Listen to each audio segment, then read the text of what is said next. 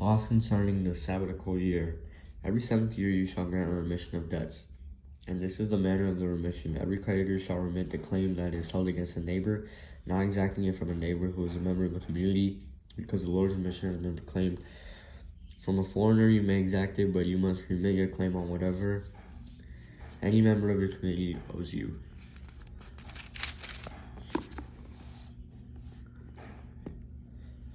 There will, however, be no one in need among you, because the Lord is sure to bless you in the land that the Lord your God is giving you as a possession to occupy, if only you obey the Lord your God by diligently observing this entire commandment I command you today.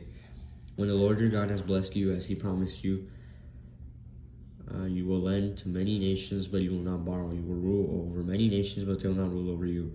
If there is among you anyone in need, a member of your community, that any of your towns within the land the Lord your God is giving you, do not be hard-hearted or tight-fisted towards your needy neighbor. You should rather open your hand, willingly lending enough to meet the need, whatever it may be. Be careful that you do not entertain a mean thought, thinking the 7th year, the year of remission, is near, and therefore view your needy neighbor with hostility and give nothing. Your neighbor might cry to the Lord against you, but you would incur guilt. Give liberally and be ungrudging when you do so for this account. For on this account the Lord your God will bless you in all your work and all that you undertake, since there will never cease to be some in need on earth. I therefore command you, open your hand to the poor and needy neighbor in your land. If a member of your community, whether a Hebrew man or a Hebrew woman, is sold to you and works for you,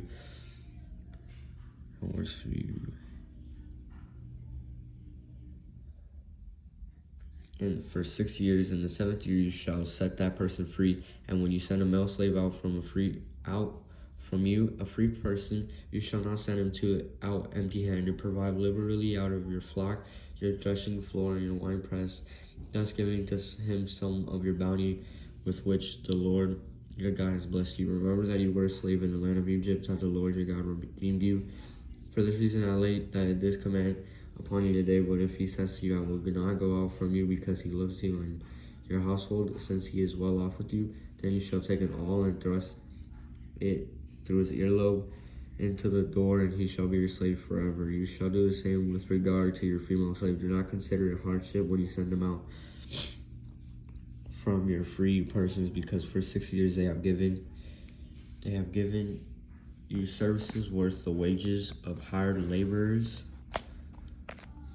And the Lord your God will bless you in all that you do. The firstborn of livestock, every firstling male born of your herd and flock, you shall consecrate to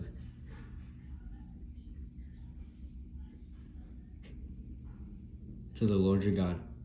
You shall not do work with your firstling ox or shear your firstling of your flock. You shall eat it. You together with your household in the presence of the Lord your God, year by year at the place that the Lord will choose. But if he has any serious defect, such as lameness or blindness, you shall not sacrifice it to the Lord your God. Within your towns you may eat it, as you would a gazelle or a deer, or unclean and clean alike, as you would a gazelle or deer. Its blood, however, you must not eat. You shall pour it on the ground like water.